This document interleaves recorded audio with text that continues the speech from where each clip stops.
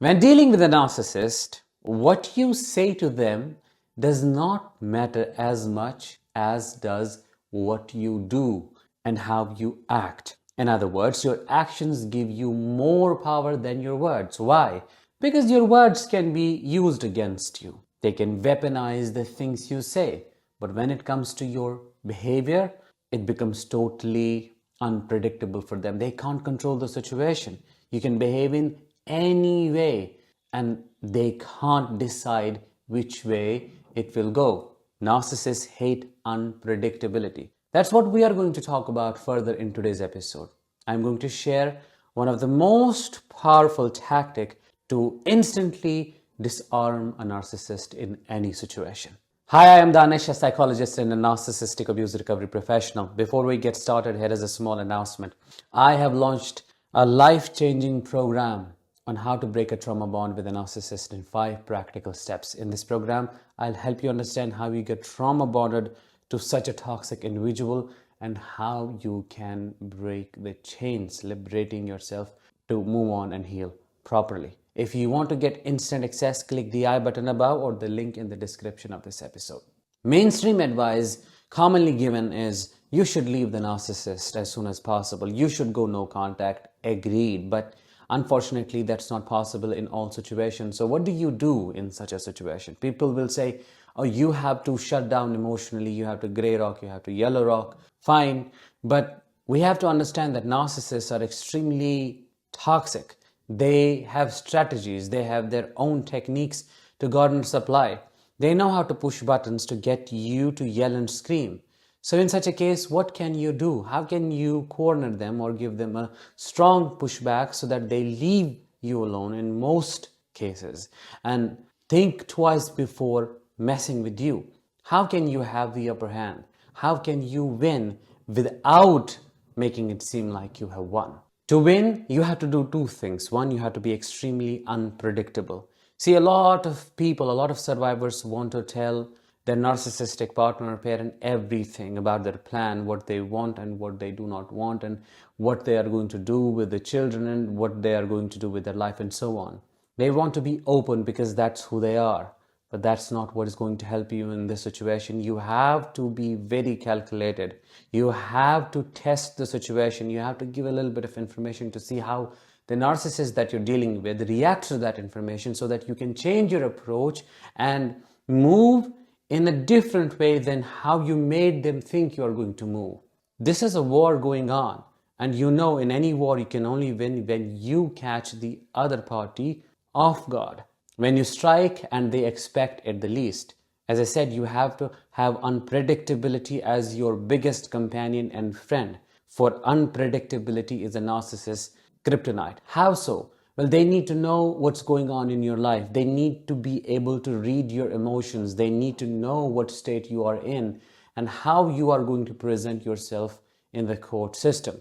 But if you do the opposite, if you keep your biggest weapons, biggest bombs for the last moment, and they expect you the least to drop them, that is when they are going to lose it. How can that help you? Well, if they lose it, that's going to reveal their true self, especially before all those they are trying to fool. And if that happens, naturally, other people will see what you are dealing with. You have to be unpredictable, not only actions-wise, you have to be unpredictable emotionally as well. They should not be able to know what you're actually feeling.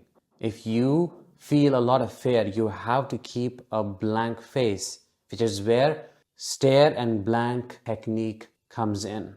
You have to stare, not in like this, but just keep your eyes quite relaxed. They should not be able to know what emotions you're experiencing because of what they're saying. Keep it suppressed, keep your body relaxed, and then when they attack or try to push a button, instead of reacting almost instantly, you can blink at least 7 times before responding. Something like this.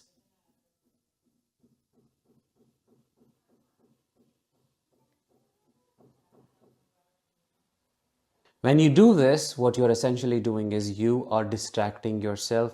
You are giving your nervous system some space to calm down, and you are also not giving them the instant high they need from you. You are also creating some space for yourself to think how to respond appropriately, how to redirect that energy and channelize that into a proper response instead of reacting, instead of just feeding their need for instant supply, instant gratification. By blinking like this, you can almost instantly disarm them because they don't know what's going on. See the mixture of unpredictability with this blank face here manifested as a blink response. They can't read you. They can't guess what you're up to. And then what you can do is at the end of it, you can add one simple question that can drive them nuts or drive them away. That could be, are you okay? What is the hidden message in this question? The way you're behaving is unacceptable. It's so immature. You're making a fool out of yourself. So I'm concerned. Are you okay? Do we need to talk about this sometime later when you would be more stable? So that question triggers narcissist shame. One thing to remember, you cannot use this technique all the time because they will know what you're doing, and that is going to lead to a massive outburst.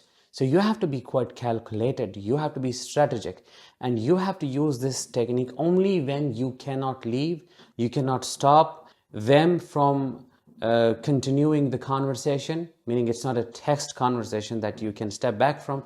They're there in your face and you are trapped. That is when this is the most appropriate thing to do, especially when they're yelling, when they're screaming, and when they want answers. Disarming a narcissist is all about not giving them fuel, not acting the ways they want you to act, becoming really unpredictable. And now a lot of people would ask, why act like that to a narcissist? What they miss to understand is that not every situation is as simple as, oh, go no contact, leave, never look back. It's not that easy. I get to see it every single day.